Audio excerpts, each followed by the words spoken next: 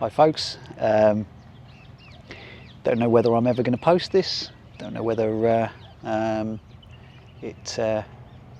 this might just be a bit of a project for me, but I thought I'd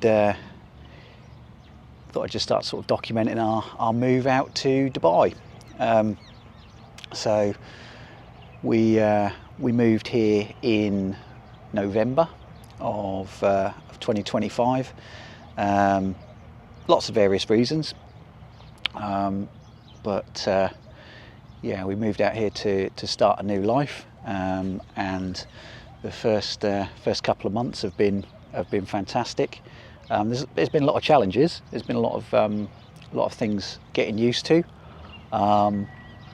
change of lifestyle, change in time zone, getting used to travel schedule, business hours, just everything just changes. So I thought I'd make a little video of kind of our first couple of months boots on the ground kind of experience. So you know a little bit about my background. I was born in Norfolk, in East Anglia, a little place called King's Lynn, and grew up there.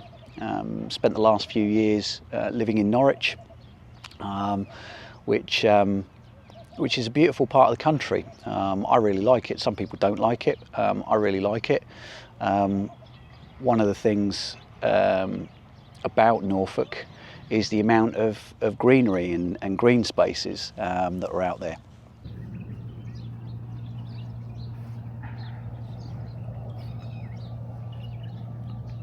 And I'm one of these people. I love getting out in nature. I love going for a walk. I just love being in the countryside, and that's something that Norwich offers in abundance. But when we moved over here, I watched a lot of videos on folks that sort of said, Dubai is soulless. Everything's artificial, everything's kind of man-made, and to an extent, some of that is true. Although, when I came over and experienced it for myself, it's lovely what they're trying to do over here, albeit that it does need a little bit of a hand.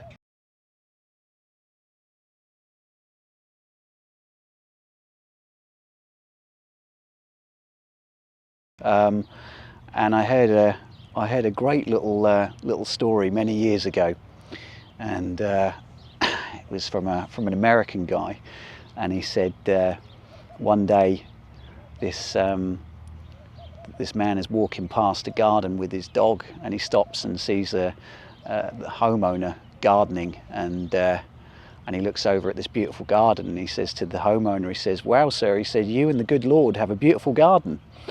And the guy who owns the house turns around and says, "Well, I appreciate your point, but you should have seen it 6 months ago when God had it all to himself." And that kind of stuck with me. And I think back to my garden in Norwich. It needs a lot of attention. If it doesn't get a lot of attention, then it very quickly goes wild, and especially in the summer months in England, or in the spring months I should say, when it's really wet and the sun is out and everything's growing and the weeds are coming through like nobody's business. It does need a little bit of a hand, and that is pretty much the experience that I'm seeing here in Dubai. One of the things that the country seems to be very, very good at, which is where it always impresses me. I've been coming here now for nearly 15 years, and the area where it impresses is that Dubai seems to listen. It seems to listen to its people. It seems to listen to what people want, and it seems to go to work on solving those problems, and that makes it a very, very attractive place for somebody to want to come to. But the area where they've really listened is the amount of green spaces, what they're building in developments. I think when you look at some of the pictures of Dubai and the city of Dubai, yeah, if you want to live in downtown, if you want to live in the city, it's pretty much no different than if you want to live in the centre of London. You know, you're going to have a few green spaces and little parks dotted about, but largely you're living in a concrete jungle, albeit in downtown Dubai, a very pretty and illuminated concrete jungle, which is cleaned immaculately. I mean, I've never been to a place where I see people polishing the pavements. I've never been to a place where graffiti is just non-existent. You know, the way that the country cares for itself and looks after itself, the social contract between the government and the people, you know, it's kind of, you come here, you work hard, you behave, and equally we will work hard and we'll make sure that the place looks and feels fantastic for you, which I just can't fault. You know, I look at what's happening in my home city, you know, the problems that are happening in the city centre, you know, the crime rate, the knife crime, you know, there's obviously there's bad parts to everywhere. There's going to be problem people everywhere, but the penalties are so severe over here in the UAE that most people, when they come here, they conform. I've never been anywhere which feels so safe, that feels, you know, you're not looking over your shoulder, you're not worrying about, you know, oh, can I wear this nice watch, you know, should I be wearing these expensive trainers, you know. It's not like that. Yeah, I'm the sort of person, I'm not a flashy kind of guy. Primark shirt. I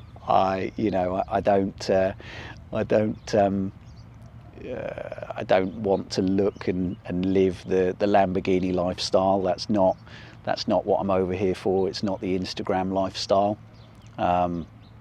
It's fly on my glasses. For me, it's more about the quality of life, the weather, the opportunity in business that Dubai presents. You know, that's to me what does it. I'm not interested in being in beach clubs. I'm not interested in, you know, looking and dressing the part, the Instagram part. Just doesn't interest me. You know, I'm just a Norfolk guy in Dubai. Just that rhymes. maybe I'll use that as the title.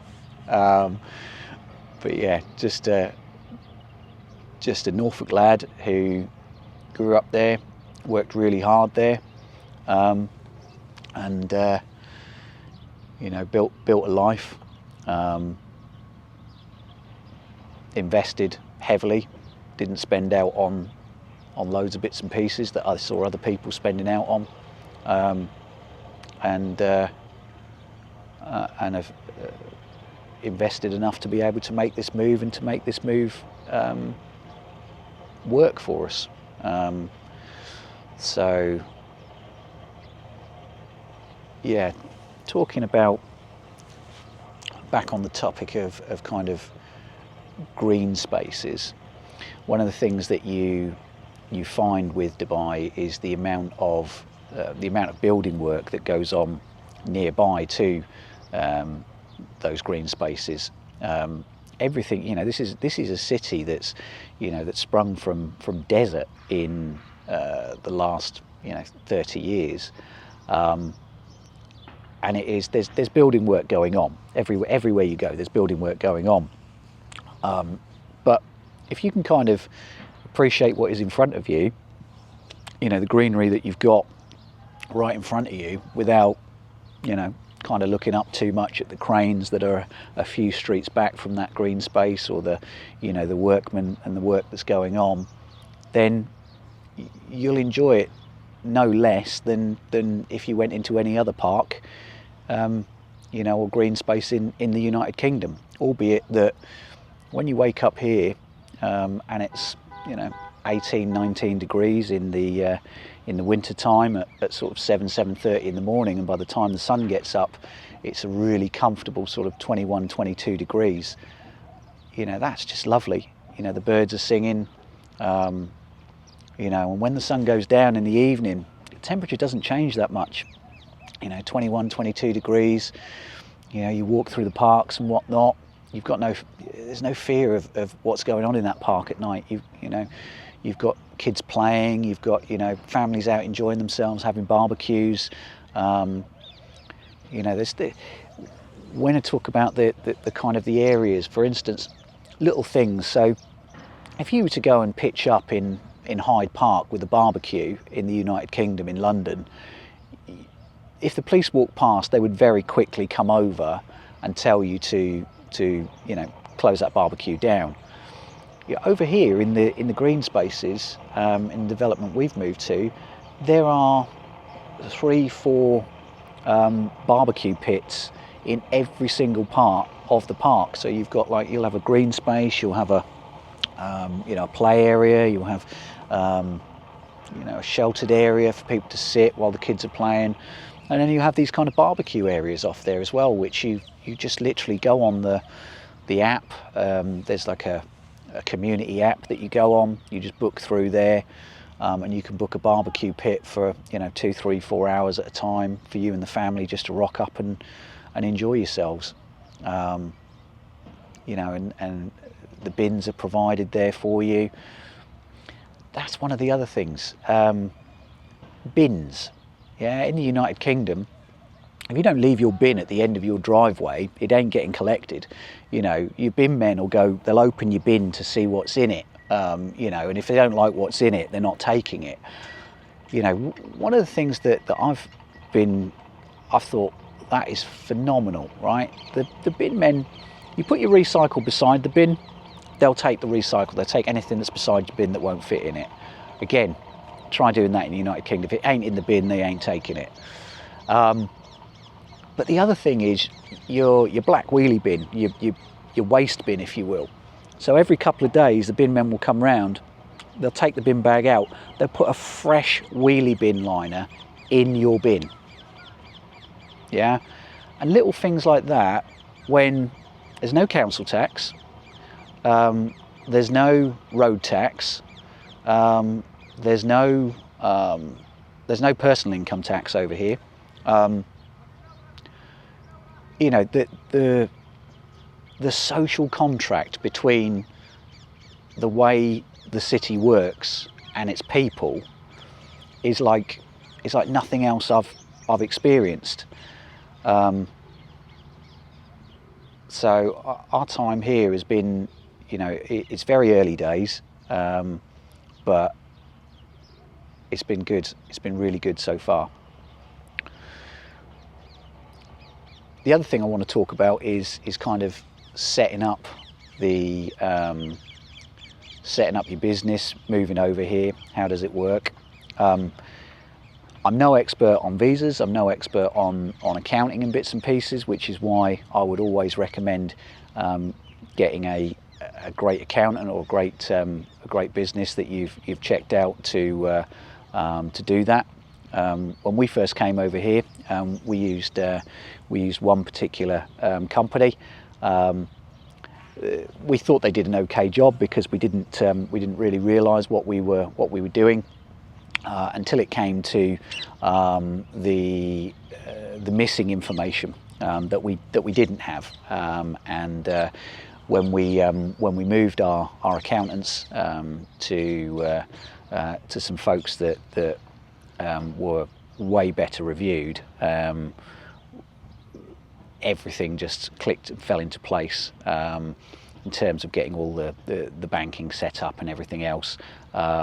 Literally held our hand through the whole process, and if you're interested in using them and who that is, this isn't a promo kind of thing for that, but if you are interested, there is a link in the description, or I'll post a link in the description for the video if you want to get in touch with them.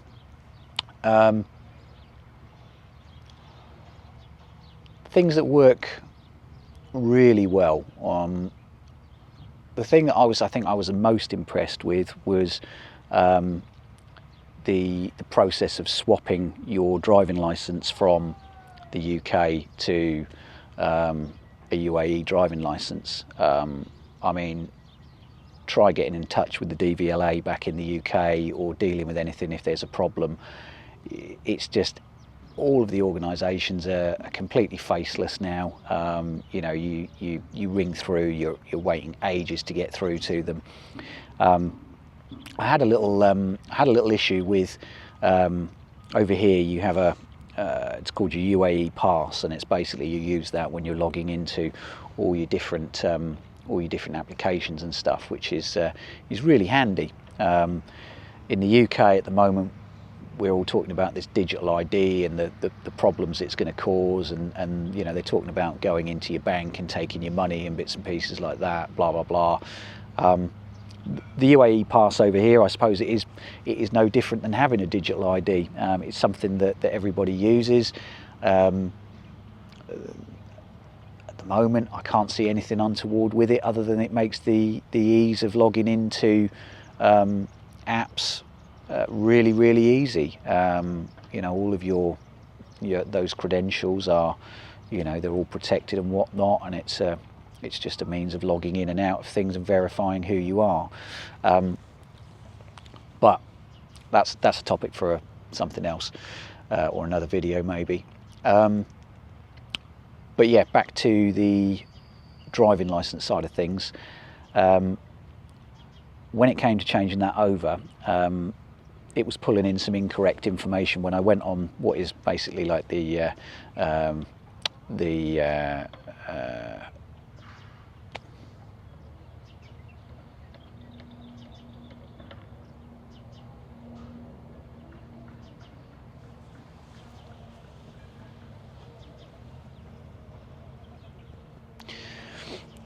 when I went on the equivalent of the DVLA website to change my driving license over, it was pulling in a random mobile number, and then everything over here uses like one-time passcode, so it wouldn't let me progress. It was trying to send a mobile number, to a mobile number that I don't know who, where, what it was. But anyway, so I rang them up, and they said, "Oh, you just have to pop down to the centre, to a happiness centre," they call them. It's a bit cheesy, but I went in there and I kind of thought, well, I wonder how this is going to work. You know, everything seems to work well when it works, but you know, how is it going to be when there's a problem? How well are they going to resolve it? So I went into the happiness centre, and I took a ticket and waited for about 10-15 minutes. The centre was full. I thought, you know, I don't know how long this wait is going to be, but 15 minutes I sat down with a really helpful lady, and she kind of she said, "Oh," and I said, what happened? And she said, "Oh, we just need to update your mobile number." I said, "Okay, yep." So she said, "Give me your Emirates ID and your passport." So I just gave her the documents, and she said, "Oh, why so serious on your Emirates ID picture?" And I was kind of a little bit worried about how it was going to be clunky and a problem and whatnot, but she updated the record, and I said, "Oh, so how does it work then now? Do we do the rest of the application here, or do we go next door?" And she said, "No, you just have to nip next door for that." So off I went next door to the to where you actually get your license. And I went in there and they said, oh, there's a problem with the computer system. I was like, all right. She said, have you tried to do it online? I said, yeah, but it was pulling in an incorrect number. And she said, okay. She said, I'll send you a text message. So she sent me this text message with this little text link form. She said, fill that in, press send on there. I thought, okay, so I sent it, and she said, okay. She said, now go to this little booth down here for an eye test, which it's not really an eye test for all intents and purposes. It is, can you read these 3 lines of information, and can you see that this is red and this is green? Which I was like, yep. So about 5 minutes later, I'd come out of the eye test. That was done. I went back to the desk. She said, okay, go and wait over there. And no sooner had my backside hit the seat in the waiting area, they called me forward and sat down with the lady at the desk. She looked at my UK license, she just checked on the system. She said, I'll be back in 10 minutes with your license. And I thought, 10 minutes, that sounds ridiculously quick, you know. I was prepared for a few hours wait kind of thing. But again, I sat back down in the waiting area, and it literally only felt like 2 or 3 minutes, and she'd called me back to the desk and she said, there's your new license. So yeah, I was really impressed with how quickly they sorted that problem and how quickly they sorted it, and were able to you know, to process that and to get me my driving license, which was phenomenal. The area that I've found to be a bit clunky at the moment is the banking system. So I've got an ongoing problem at the moment with a bank that basically I can use the account via Apple Pay, no problem with that. I can use the cards for payments, no problem with that. But when it comes to changing any of the details on the account, it won't let me do that for some unknown reason, and the bank is still looking into that. So hopefully that'll get sorted out soon. It's an inconvenience. It's not the end of the world. I can still move money around online, but I just need to update the details on there so that it's accurate. But I'm sure they'll get to the bottom of it.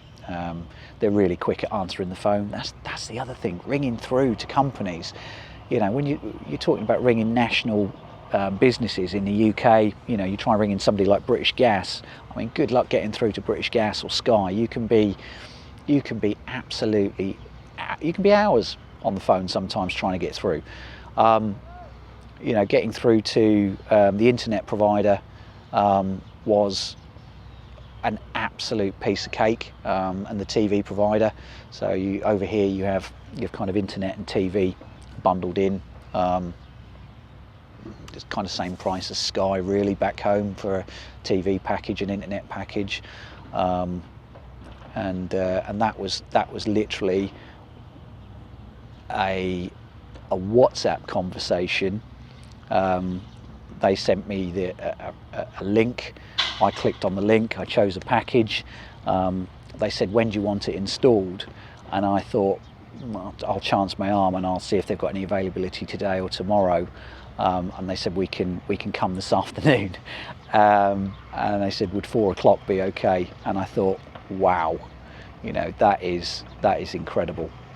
So yeah, moved in, same day internet setup, absolutely phenomenal. The other one was setting up the electric and the water. We live in a little townhouse on a development where it was on plot numbers, and similar back in the UK, if you move into a new development and it's on a plot number, sometimes these utility providers can't find you because it's on a plot number. So I had to go down to the centre and do that face to face with somebody. Again, really helpful, really patient. Over here it's called the DEWA, which is the Dubai Electricity and Water Authority. It's not like back home where you've got an almost unlimited choice of utility providers to choose from, bombarding you with letters the minute you move in saying, we're your utility provider, we're your utility provider. You know, none of them actually are your utility provider. They're just trying to get you to sign up with them and bill you. whereas over here it's kind of like going back to when it was Anglian water or Southern water and Eastern electricity or Southeastern electricity back in the 1980s when it was nationalised. You know, you pay your electricity and your water bill inclusive. Our first bill, I mean, bearing in mind over here you don't, unless you're buying bottled gas, you don't really have piped gas to properties because it's not needed over here. The lowest the temperature gets is around about sort of 18-19 degrees during the daytime, and probably about 14-15 degrees at night on the very coldest nights. So you don't really need gas at all. So it's mainly electricity for air conditioning and water.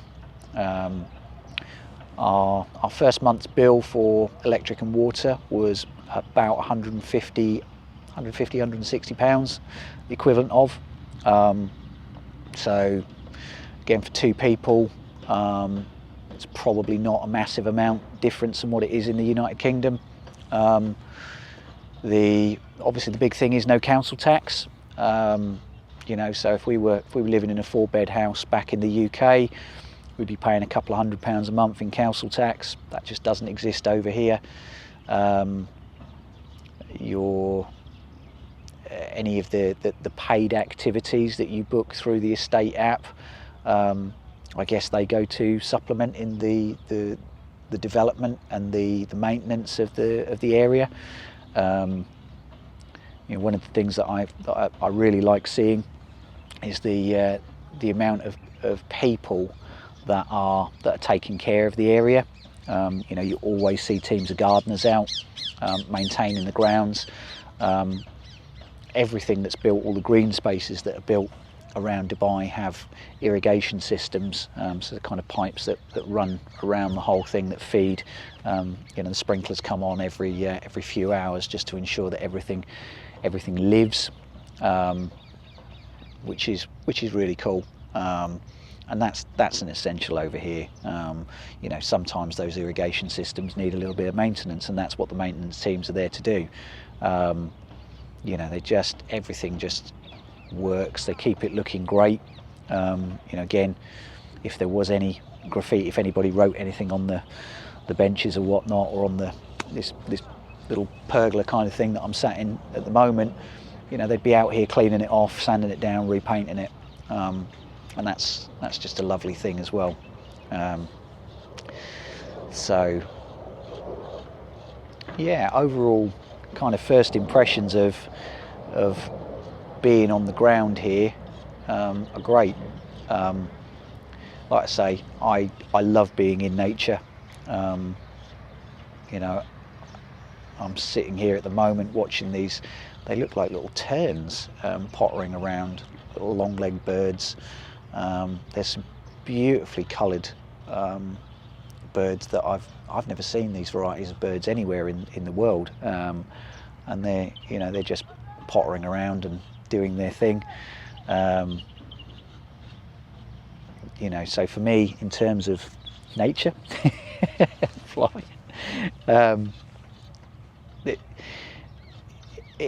If you want to live, as I said before, if you want to live in an apartment in the city and not have much nature around you, even though, as I say, at the moment when they're building the apartment buildings, they're building little green spaces through where the apartments are now.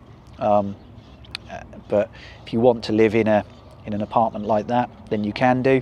If you want to live in a small townhouse, you know, a sort of 3-4 bed townhouse, the thing being is you can find those properties in the outlying areas for the same price as you would pay for a 1-bed, 2-bed studio apartment.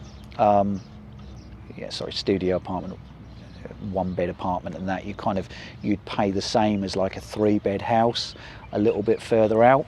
So if you don't mind a little bit of a drive, then you can get a lot more place for your money, and you can be in somewhere that is very green and lovely. And it's, in terms of the driving, that's one area that takes a bit of getting used to. The roads over here are enormous, and they have a filter system which The first 2 lanes of the road are for filtering onto a road and off a road, and the thing that takes a bit of getting used to is that the slow lane is the 3rd lane over. So what you have is a traffic system that is continually moving to the left, and obviously as things are moving in from the right hand side, you have to be very aware of what is coming up the inside of you as well as what is coming down the outside of you a lot faster. The way that some folks drive over here is incredibly aggressive. If you want to try and keep up with those people, you are going to be racking up some serious speeding fines, because there are speeding cameras everywhere. There's clearly some very, very wealthy people that don't really care about those speeding fines, or however they're not paying them or something like that. I don't know, but you know, they seem to whiz through speed cameras doing ridiculous speeds, and there's me, who's a little bit more defensive, crawling along in the slower lane. There is over here, there is a minimum speed limit though. So for instance, if the speed limit over here is 120 kilometers on some of the roads, 100 on others, that minimum on a 100-kilometer road, the minimum speed limit would be 60. And in some cases, if it's 120, then the minimum speed can be 80, and that's kilometers, not miles per hour. That could sound pretty fast for those people used to working in miles in the UK, but that's kilometers. You know, it keeps the traffic moving. It stops people poodling along, you know, that shouldn't really be on those roads, which is really cool. But the driving over here, it does take a bit of getting used to. So I'm not gonna turn around and sort of say that that's not the case, because it absolutely is. The driving does take a bit of getting used to. The folks that when traffic is merging and you see these, you know, down by the downtown, down by the Burge, down by the mall, when traffic is merging and everybody's kind of pushing and pushing and pushing to get in, you do have to have a degree of patience, and just accept that, you know, your time will come. You will end up moving into that, and there's not really any point in trying to kind of push and push and push. Has just been my experience. I suppose you can if you want to, if you want to get really stressed out about it, but I'm not the sort of driver that can deal with that.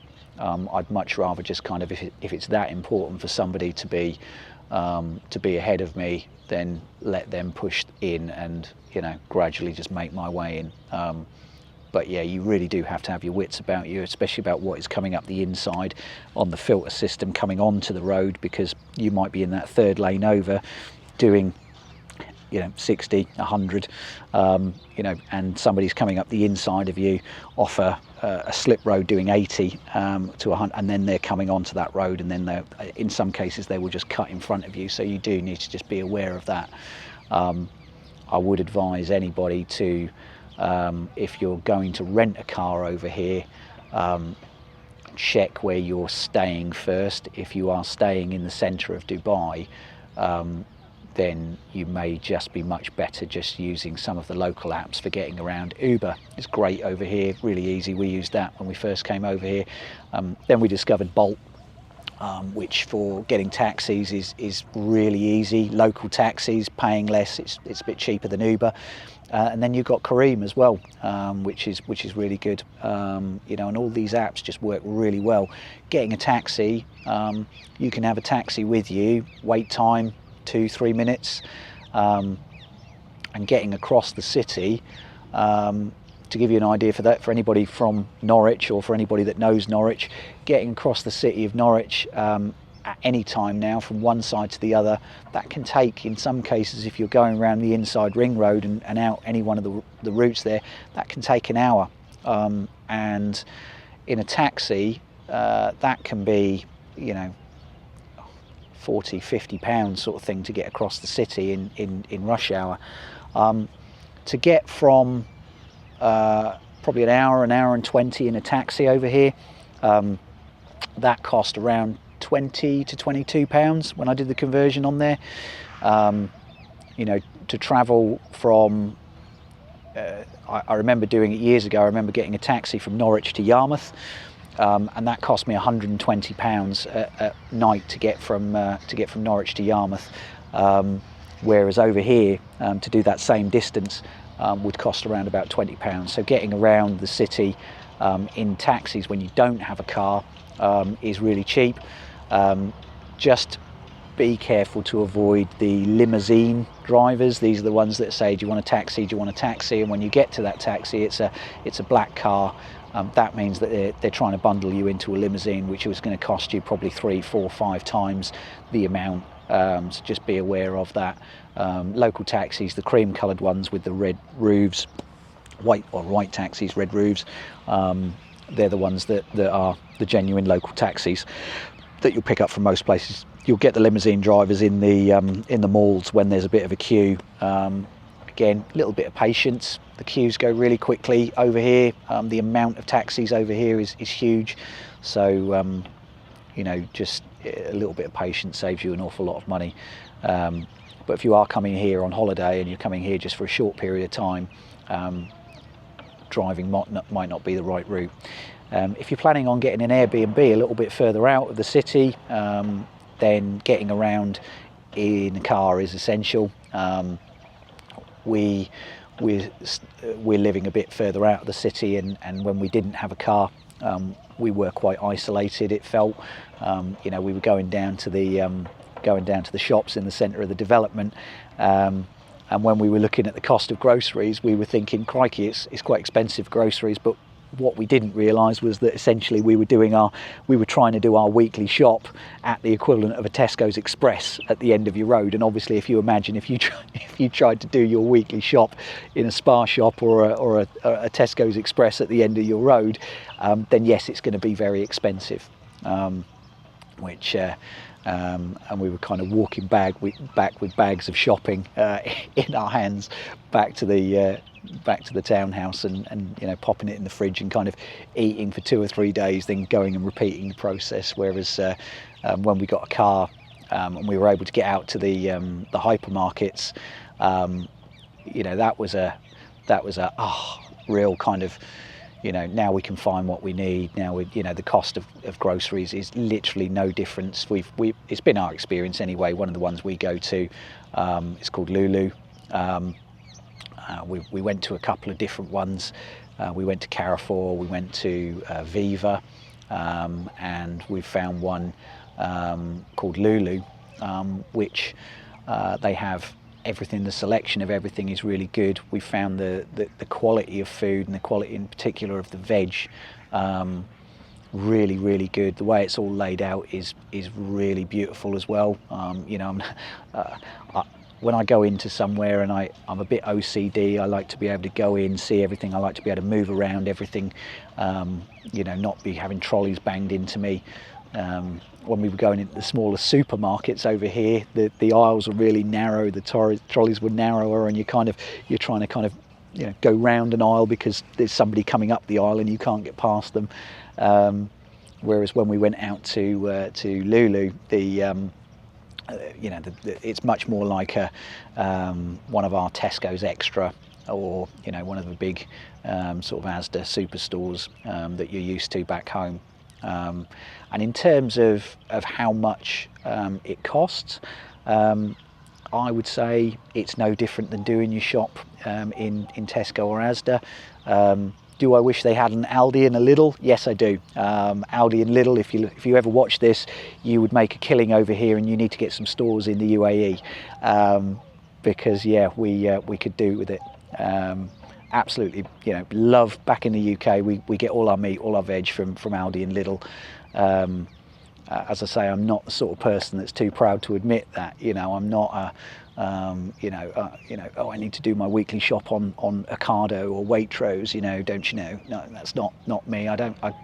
To be honest with you, a tin of tuna is a tin of tuna. A chicken breast is a chicken breast. An apple is an apple. A broccoli is a broccoli.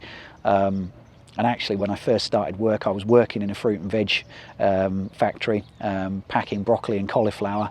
And we used to, as the line was going along, we would simply change the tickets that were on there from Tesco to Marks and Spencer's, to Aldi, to Lidl, and exactly that same fruit and veg that arrives at every single one of those supermarkets is packed in the same factory. And that was in a little factory in North Norwich called in Goodiston, that I worked at all the way back in 1996.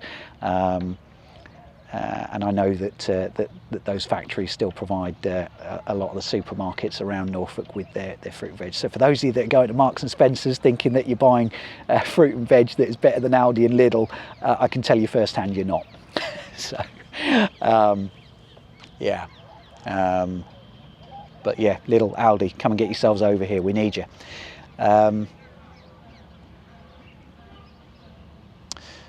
Yeah, what else do I want to talk about?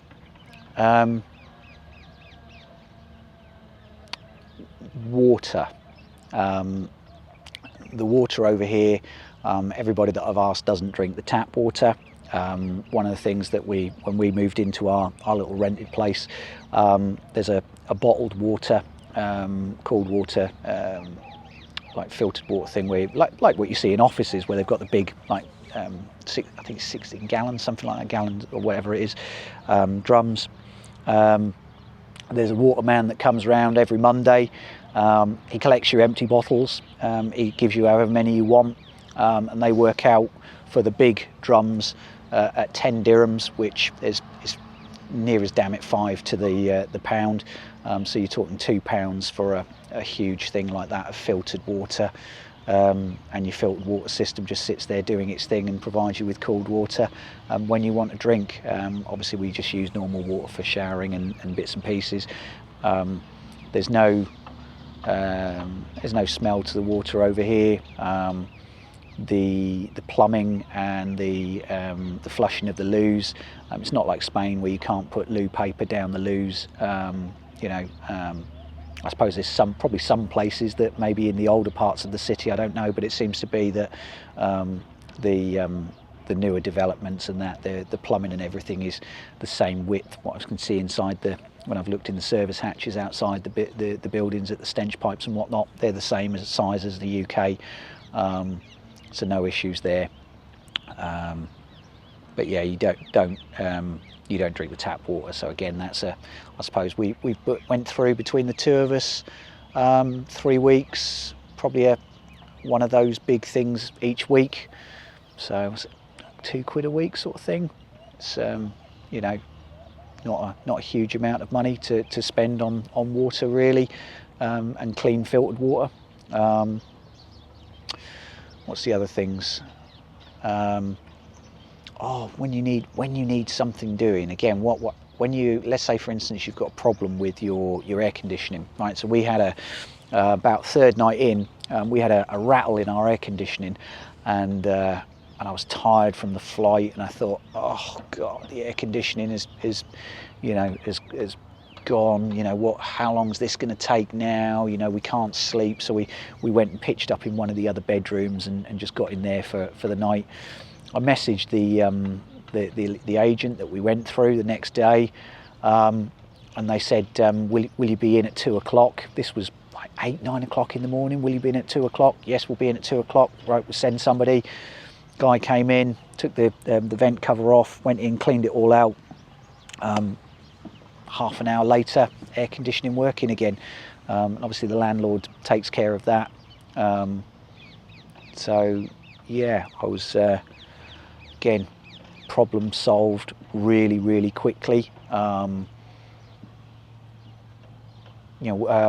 Cleaners, oh my goodness me. Cleaners, wow. I can understand over here when people say Dubai makes you lazy, because the cost of labour and the cost of cleaning companies is really, really accessible for everybody. Back in the UK, when we have a cleaner come, we're paying sort of £15 an hour for a cleaner, for a cleaning company to manage that. If they're coming sort of 4 hours a week sort of thing, it's sort of £60, for a weekly clean. When we came over here, and I said, you know, we normally have a cleaner for sort of 4 hours a week back home to just sort of keep on top of things. You know, how much is it over here? And they said for 4 hours it's 100 dirhams. And I looked on some of the community stuff, and you're getting people that are posting that for, you know, for 20 dirhams an hour, 25 dirhams, up to sort of 30, 40. We went with kind of somebody that was 25 dirhams an hour. So for 100 dirhams, which is £20, that's 4 hours of cleaning, which is more than enough to get around the entire townhouse that we've got, from top to bottom, clean everything. You know, bathrooms, dusting, ironing, washing, hanging stuff out. You know, you leave them a list of jobs, and it's not like a cleaner turns around and says, oh, we don't do ironing, we don't do this, we don't do that. If you leave them a list of jobs, they just come in and get on with it. And whether you're working from home, as I do a lot of the time, you know, they'll just work around you. Or, you know, if you need to go out, and we've come out today, the cleaning company's in, just doing a few hours, just pottering around, just to keep on top of things. So yeah, the cost of labour is really good, and we're in the process of exploring buying a property, and there's lots of stuff. When you look at a property, they're fairly Billy basic. Some of the houses are, you know, they've not been looked after particularly well. And you can find some pretty good deals on stuff that needs a bit of a renovation. And we're now talking with some companies and getting some quotes in for potentially renovating kitchens in places. And yeah, when we're looking at, you know, 20,000-30,000 dirhams, you know, to renovate a kitchen, you know, that's, you know, that's for everything, all in, you know, sort of, you know, talking sort of 4,000 to 6,000 to completely redo your kitchen, you know, and I'm pretty sure that we could probably get that a lot lower again if anybody watches this is like, oh, you know, we'll do it for this, we'll do it for that. Just get in touch. Part of what I do is property investment.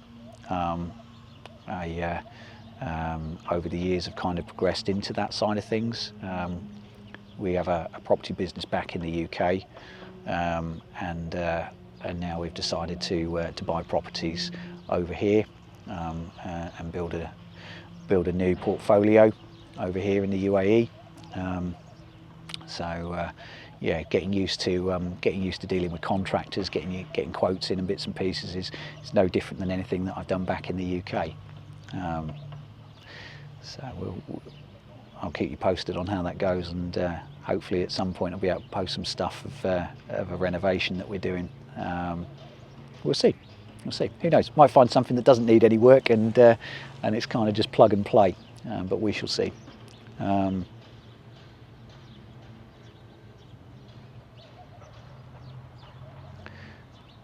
Yeah. So what the other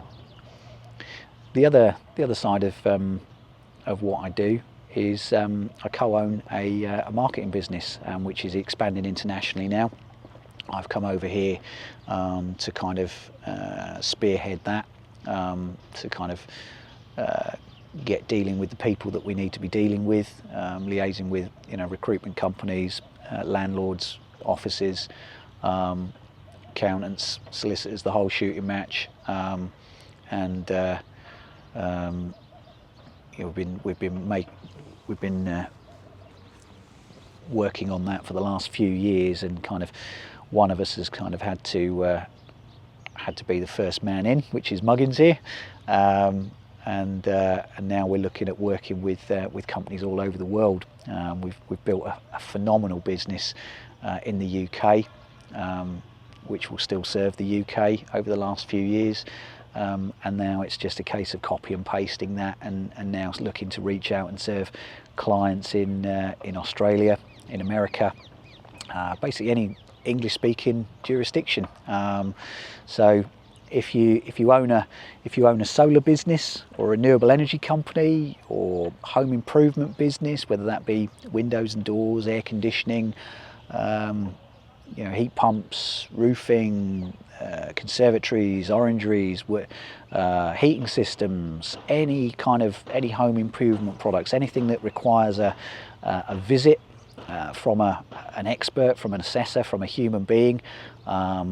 We provide booked appointments for those assessors, for those salespeople to visit customers. Because a lot of our clients are phenomenal when it comes to their product, they're phenomenal when it comes to their business, they're just not very good at getting in front of customers, and that's what we excel at, is connecting companies with customers, and also connecting customers with great companies. The reason why our reputation has got so good for the last 11-12 years now in the United Kingdom is that we only connect customers with great companies that can provide a phenomenal service, that have all their accreditations in place. And ultimately, one of the biggest things is that company has got a decent trading history and is still going to be around in 2-3 years' time if there is a problem with that system. Because unfortunately, there's a lot of companies, in particular in the solar industry, that sprung up a few years back that unfortunately we've seen are no longer around, and yet the clients that we work with and have worked with for sort of 10 years, they're still there, and they're still working with us week in, week out. So yeah, if you're an ambitious solar business or a home improvement business, window and door business, and you're based in Australia, in America, any English-speaking country, New Zealand, South Africa, reach out. I'll pop a link in the description, and let's have a conversation. If you want to get in front of more customers, this could be the answer that you're looking for. We are a totally exclusive appointment setting service, so i.e. what that means is we're not going to take that customer's application and sell it to 5-6 different companies. We only provide it to yourselves on a totally exclusive basis. So obviously that when you're not option 5 or 6 on the table for that customer, i.e. you're option 1 and 1 only, you could imagine that the conversion on those appointments is far higher than buying sort of multi-quote or regurgitated, AI regenerated names and numbers that some affiliates provide. We put a human agent on the phone with every one of those customers. We speak to those customers, we take them through their application process, we explain how the product and service works, and then we'll connect them with yourselves and recommend yourselves to that customer as the company to use. And we will send the customer an email with that information. We will book that appointment into your diary system, which means that all you literally have to do is phone the customer the day before or on the day, let them know the name of the person who's going to see them, and turn up and do your thing. It's a really great way for companies to get in front of more customers without the headache of managing pipelines, hiring your own call centre staff and incurring all the staffing costs. Anybody from the United Kingdom that is trying to build a business at the moment with the staffing costs, the overheads and bits and pieces that the government with what they're doing over there knows the pains of that. Unfortunately, as a United Kingdom customer, you need to deal with our United Kingdom business. But if any of you are watching this that are America, Australia, Canada, the advantage that your international businesses have got is that you can deal with us internationally in the UAE or from our Hong Kong operation as well. So get in touch.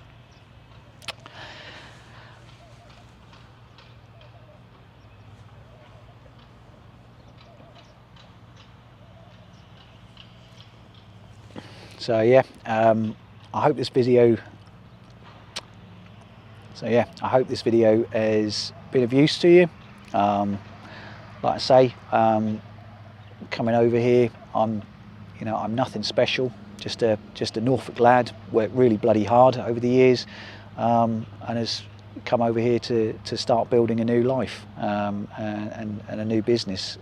So yeah. For anybody that this is useful for, great, leave me a comment. if you want some information, if you want to have a personal conversation, just pop me a message in there. I'll try and read through the comments, and maybe I'll link my Instagram in there as well. And if you want to reach out and for any more information, you can do.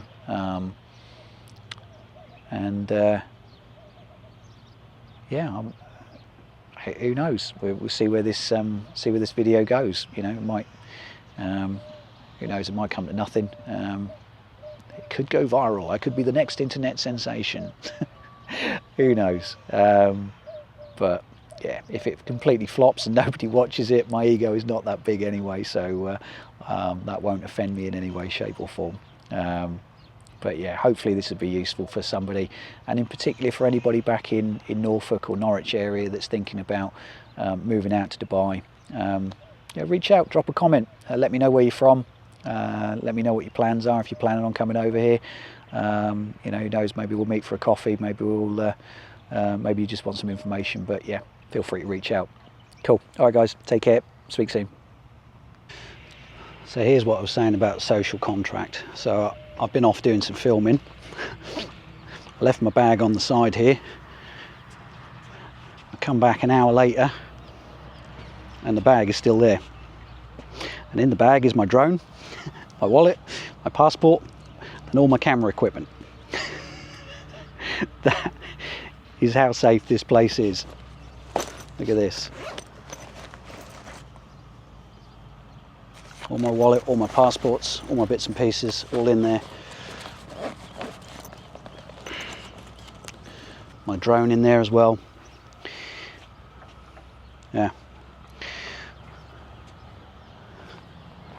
It's quiet, but you would never do that in the UK.